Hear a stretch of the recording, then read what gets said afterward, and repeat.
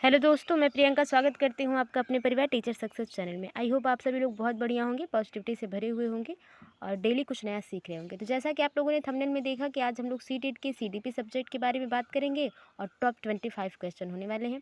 और इन 25 क्वेश्चन में आपका स्कोर कितना रहता है कमेंट बॉक्स में ज़रूर बताएं। और अगर चैनल पर पहली बार आए हैं, वीडियो से पहली बार अवगत हो रहे हैं, तो चैनल को सब्सक्राइब कर लें और बेल आइकन को भी प्रेस कर दें ताकि आने वाली अगली वीडियो पहले पहुँचे आप तक। चलिए शुरू करते हैं। आज का क्वेश्चन पहला क्या है। पहला क्वेश्चन है कि शिशुओं में पर्यावरणीय वचन से विशेषकर खासकर स्थानीयकरण में सबसे कम मंदित होने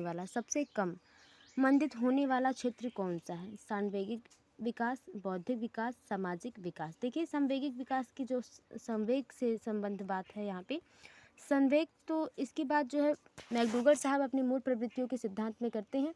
और वो उनका कहना है और बहुत से मनोवैज्ञानिकों का कहना है कि जो संवेग है वो बच्चों में, व्यक्तियों में या शिशुओं में कुछ जो है संवेग जन्मजात होते हैं और कुछ हम अर्जन से सीखते हैं, व्यवहार से सीखते हैं, अपने समाज में रह के सीखते हैं। तो सांवेगिक विकास तो होता है, बौद्धिक विकास भी होता है, बोलने का और अपनी बात को किस प्रकार से हम कितने कम समय में बोल सकते हैं या जो भी परिवार से हम सीखते हैं वो बौद्धिक विकास। सामाजिक विकास तो बिल्कुल ही होता है क्योंकि परिवार ही हमारा जो है सामाजिक संस्था का पहला। और लास्ट वाले क्वेश्चन की बात करें, ऑप्शंस की बात करें सॉरी, तो ये है पेशीय विकास। तो पेशीय जो है यही बहुत कम होता है क्योंकि बच्चे पेशी विकास नहीं कर पाते हैं जब वो पर्यावरण से संबंधित शिशु रहते हैं तब। ठीक है, आगे देखते हैं अगला क्वेश्चन क्या है।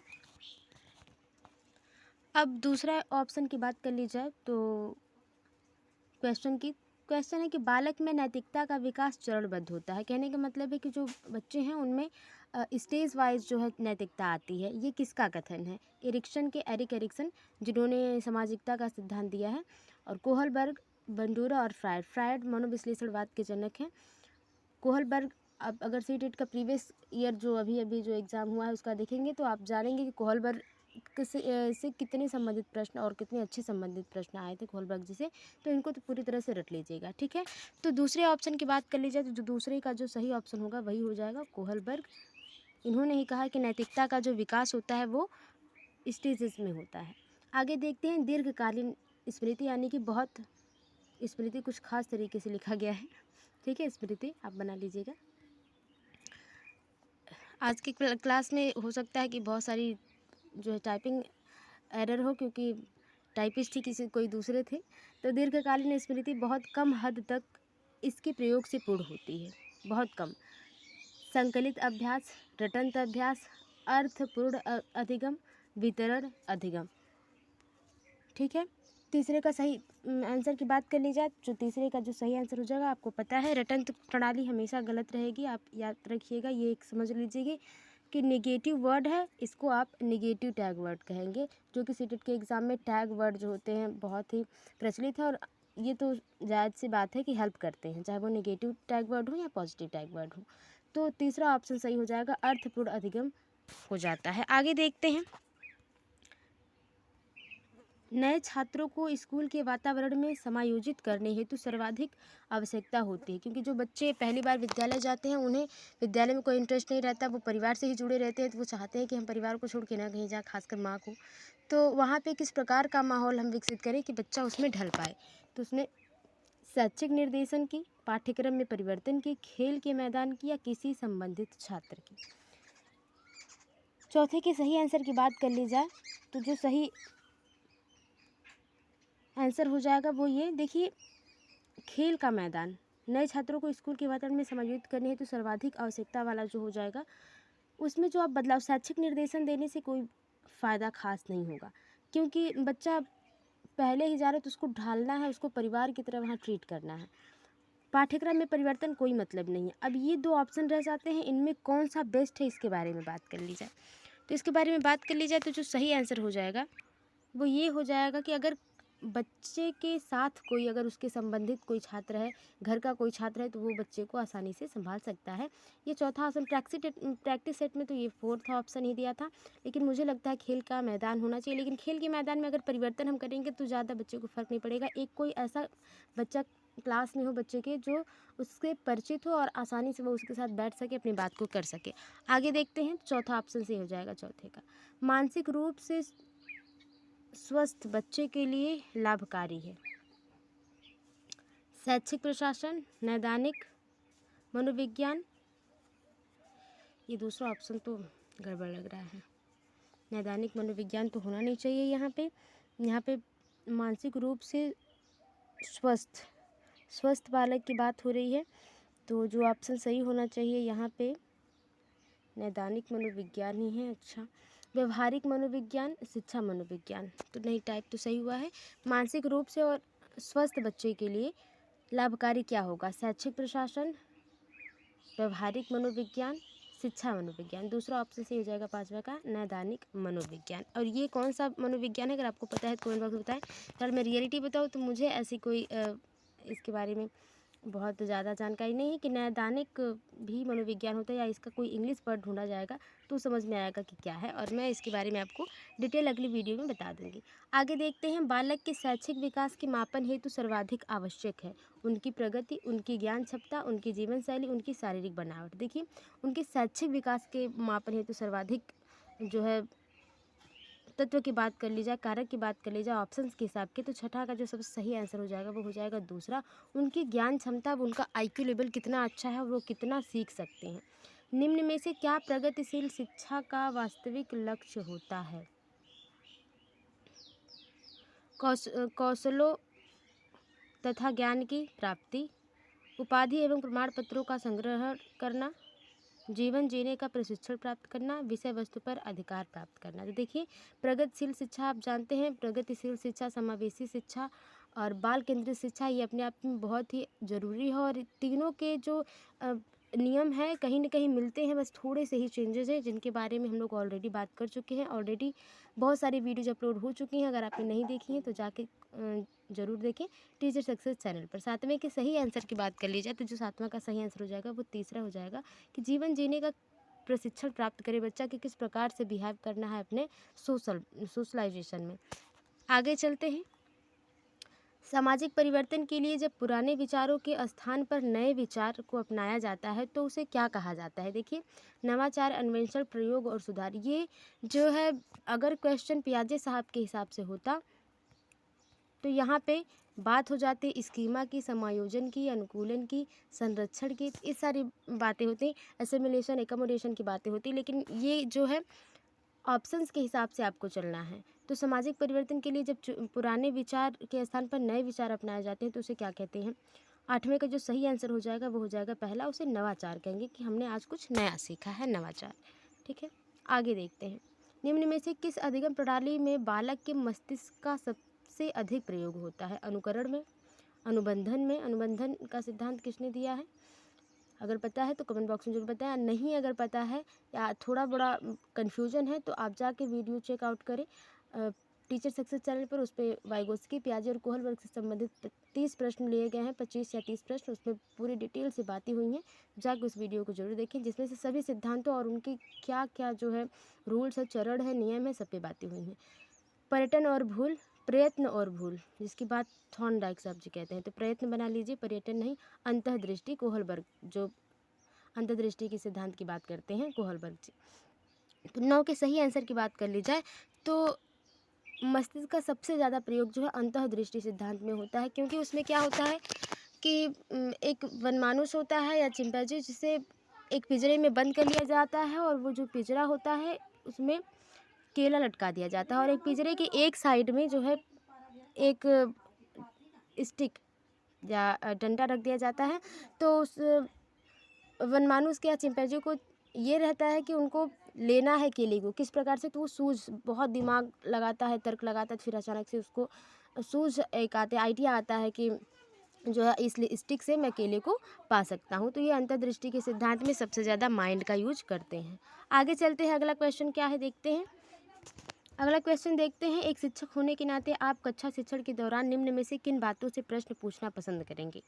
सबसे कमज़ोर बालकों से, औसत दर्जे के बालकों से, पढ़ाई में तेज बालकों से या सभी बालकों से? तो देखिए बच्चा जैसा भी है वो क्लास में है और आपको एज अ टीचर सबको एक समान देखना है। यही बाल केंद्रित शिक्षा है, समावेशी शिक्षा है, प्रगतिशील शिक्षा है, जिसमें सारे जिस भी प्रकार के बच्चे हों सबको एक नज़र से देखना, सबको एक ही लेवल पे लाना है। लेवलिंग की बात तो वैसे सीडीपी मनोविज्ञान मानता नहीं है, लेकिन हाँ उनके आईक्यू लेवल को, उनके समझने के, उनके बिहेव करने के जो बिहेवियर को एक अच्छे पोजीशन पे लाना है, ये एज अ टीचर आपका वर्क है। तो यहाँ पे हमें चाहे बच्चा कमज़ोर हो या जैसा भी हो, सभी बच्चों पर हमें ध्यान देना है और उन सबसे प्रश्न पूछना है, क्योंकि प्रश्न पूछकर हम बच्चे के कन्फ्यूज़न को दूर कर सकते हैं। आगे देखते हैं, निम्न में से क्या एक अच्छी पाठ्यपुस्तक के गुण हैं? उसकी साज सज्जा रह के क्या करेगी जब उसमें कंटेंट ही अच्छे नहीं होंगे? उपयुक्त उदाहरण द्वारा विषय वस्तु प्रस्तुत करना, कम दाम, उचित भाषा। तो देखिए 11 के सही आंसर की बात कर ली जाए तो उसमें सही आंसर सबसे ज़्यादा इन ऑप्शंस के हिसाब से दूसरा ऑप्शन सबसे बढ़िया है कि उदाहरण देकर विषय वस्तु को समझाया जाए, जैसा कि सभी बुकों में होता है और हम अच्छे से समझ भी पाते हैं। आगे देखते हैं, बालकों में सदस्य मूल्यांकन नहीं होता, कहीं सतत मूल्यांकन होता है। ठीक है, तो इसके लिए बहुत बहुत सॉरी, क्योंकि टाइपिस्ट ही मैंने बताया आपको पहले से ही कि थोड़े बालकों में सतत मूल्यांकन करने का मुख्य उद्देश्य क्या है? शिष्यों व अध्यापकों की कमजोरी का पता लगाना, छात्र तथा अध्यापकों को कठिन परिश्रम करने के लिए अभिप्रेरित करना, छात्रों के अधिगम स्तर को उठाना। उपयुक्त सभी 12 के सही आंसर की बात आई होप आप लोगों ने गेस कर लिया होगा। चौथा ऑप्शन सही हो जाएगा। कमजोरी चाहे टीचर की हो या बच्चे में हो, वो पता लगाने का काम है सतत मूल्यांकन में, और उन्हें कैसे मोटिवेट कर सकते हैं, कैसे एक अच्छे लेवल तक पहुंचा सकते हैं, कैसे वो सोशलाइजेशन में अच्छे हो सकते हैं, अपने फ्यूचर लाइफ में, करियर में अच्छे हो सकते हैं, सब में। तो ये चौथा ऑप्शन सही हो जाएगा। आगे देखते हैं अगला क्वेश्चन क्या है, निम्न में से क्या दैनिक मूल्यांकन के लाभ हैं?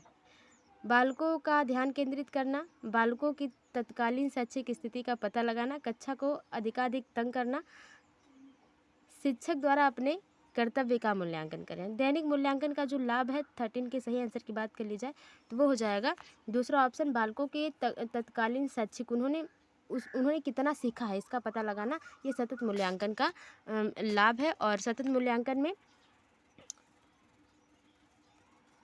किस प्रकार की परीक्षाएं होती हैं, क्या एक साल में जो एक परीक्षा होती है, या 3 महीने में जो परीक्षा होती है, या हर मंथ में जो परीक्षा होती है, किसको आप सतत मूल्यांकन में रखेंगे? अगर आपको पता है तो कमेंट बॉक्स में जरूर बताएं।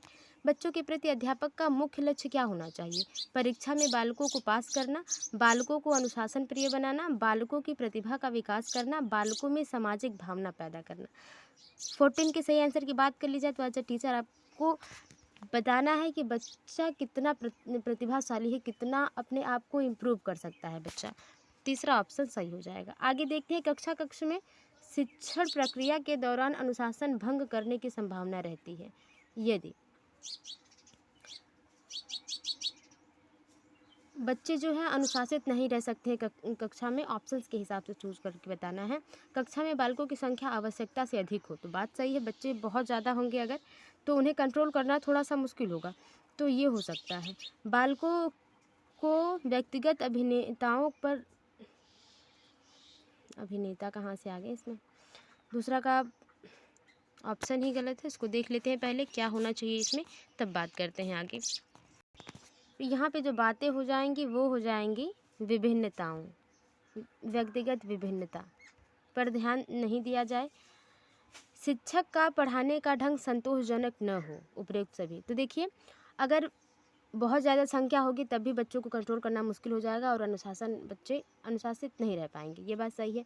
उनके अगर विभिन्न जैसे 20 बच्चे हैं तो 20 के जो व्यवहार है वो अलग अलग होंगे, अगर उस पर ध्यान नहीं दिया जाएगा तब भी अनुशासन भंग होगा।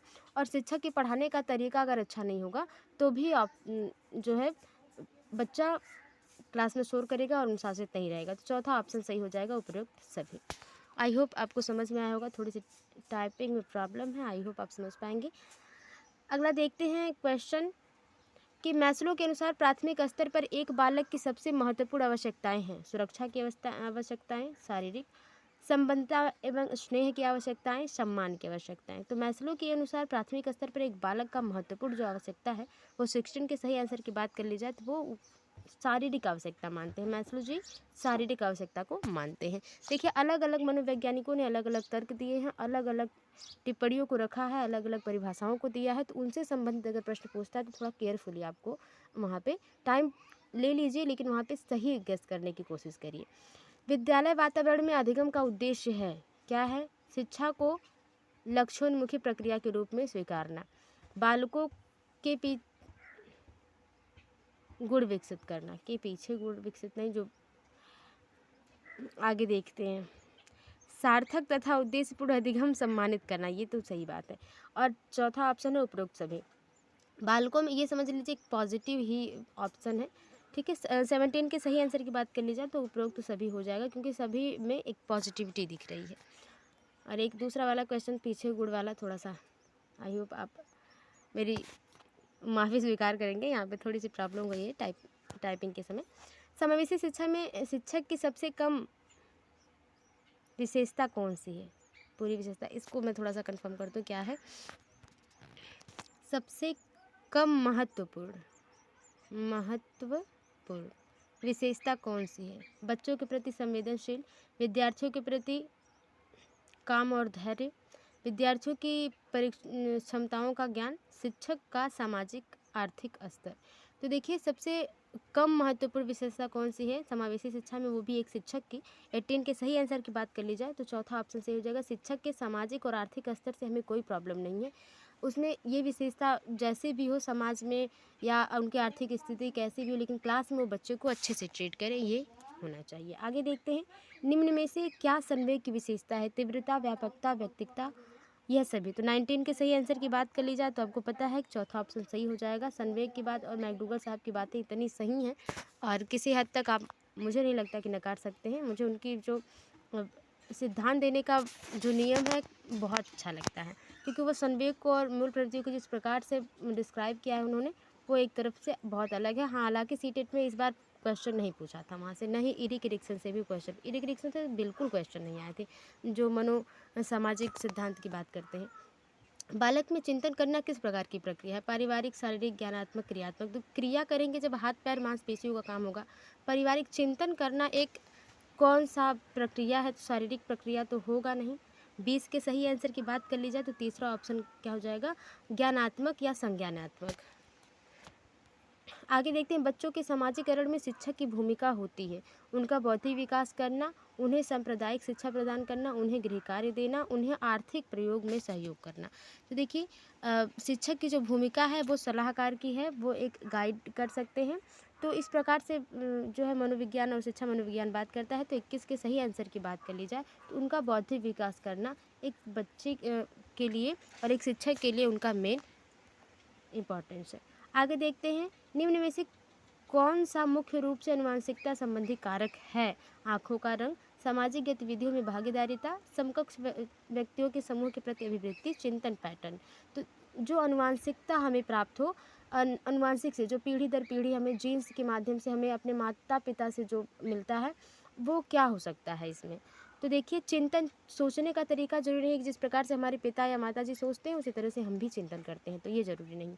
अपने क्लास में किस प्रकार से व्यवहार कर रहे हैं, हो सकता है कि मम्मी पापा जो हैं हमारे आपके वो एजुकेटेड ही ना हो, तो यहाँ पे हुआ नहीं।